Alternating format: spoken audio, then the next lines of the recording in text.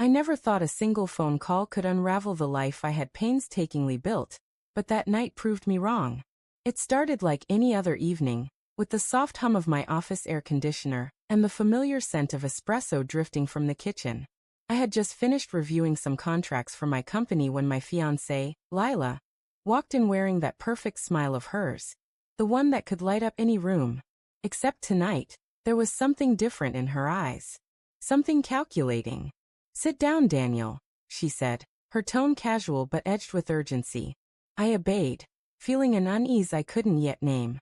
"I want to talk about the prenup," she began, her hands folded neatly in front of her, like a lawyer readying her case. "I think it's only fair that, in the event of separation, I receive the house and half of your business." I froze. My mind raced. I had expected discussions, negotiations, compromises, but not this. The house. The business I'd built from scratch with long nights, sweat, and relentless sacrifice? "Half," I echoed, my voice tighter than I intended. "Lila, we've been planning our future together. I thought we were building this life as partners, not opponents." Her smile didn't waver. "I'm not your enemy, Daniel. I just want security. Isn't that reasonable?" It should have been a conversation, a negotiation. But the tone, the way she said it, made it feel like a demand. Not a wish. A warning. My chest tightened, my heart pounding as I realized something I hadn't wanted to admit. I didn't recognize her anymore. "I can't agree to that," I said slowly. "Not half my business. Not the house. That's not fair to me." Her eyes narrowed, and for a brief second, I caught a flicker of something I hadn't seen before. Anger? Disappointment? Maybe both. She looked like a stranger, standing in my living room, holding the life I had built as if it were hers by right. Then came the call. Her daughter's voice was on the line before I could even think to protest. Soft, hesitant, and yet urgent. "Hi, Daniel, it's me," the girl said. "I know I shouldn't be calling you about this, but you need to know something about my mom." I didn't speak at first. The knot in my stomach tightened. I hadn't even met her daughter properly. Our families were only just starting to intertwine. And yet, hearing her voice felt like stepping into a hidden room in a house I thought I owned. "What is it?" I finally asked, my voice barely above a whisper. She's not honest," the girl said, voice trembling. "I overheard her on the phone today. She's planning to use you, Daniel. She wants your company, your house. She doesn't care about you." My heart stopped. I wanted to dismiss it as childish exaggeration, miscommunication, jealousy even. But the certainty in her voice was undeniable. She knew things. She had seen things. And suddenly, the pieces began to fall into place. The subtle manipulations, the questions that felt more like tests than curiosity. The small lies I had shrugged off as misunderstandings. "What do you mean?" I asked, trying to keep my voice calm. "She called her lawyer earlier today," her daughter continued. "Before you even said no to the prenup. She's been planning this for months, maybe years.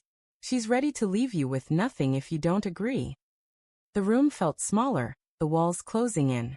My coffee had gone cold, untouched. I felt betrayed, but the betrayal wasn't just hers. It was mine too. How could I have been so blind? How could I have trusted someone so completely without seeing the cracks beneath the surface? I don't know what to say, I admitted. I thought I knew her. "She's good at hiding it," her daughter said softly. "She's always been that way. I didn't want you to find out like this. I really didn't." The honesty in her voice cut deeper than any confrontation I could have imagined with Lila herself. And in that moment, I realized that the woman I had planned to spend my life with was a stranger. I hung up the phone and stared at Lila, who was now sitting across from me, calm, almost serene. She looked at me, expecting what? Compliance? Rage? Forgiveness? "I know what she told you," she said smoothly. "But don't believe everything you hear. You're letting her words poison your judgment." I stood up, my hands trembling. "No, Lila. I've heard enough.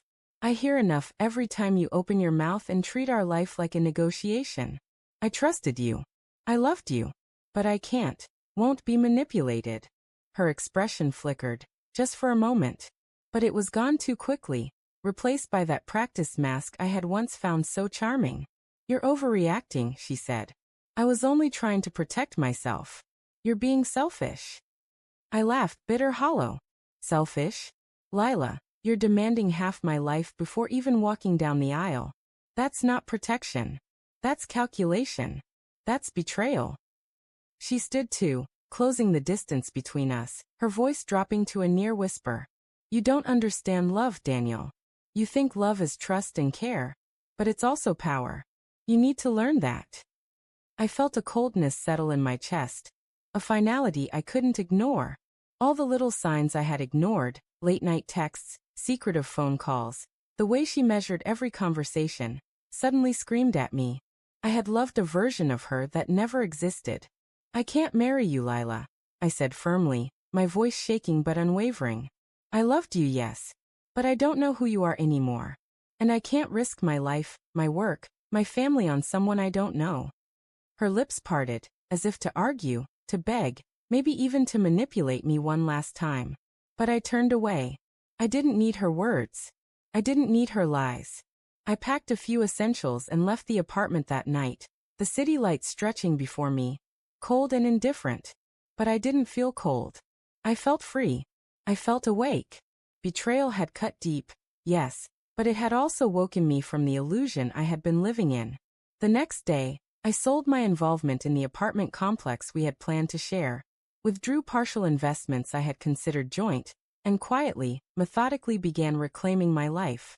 It was painful, a constant ache in my chest that refused to fade, but each step reminded me that some truths, no matter how devastating, were necessary. Weeks later, her daughter called again, only to apologize. "I didn't want to hurt you, Daniel. I just couldn't watch it happen."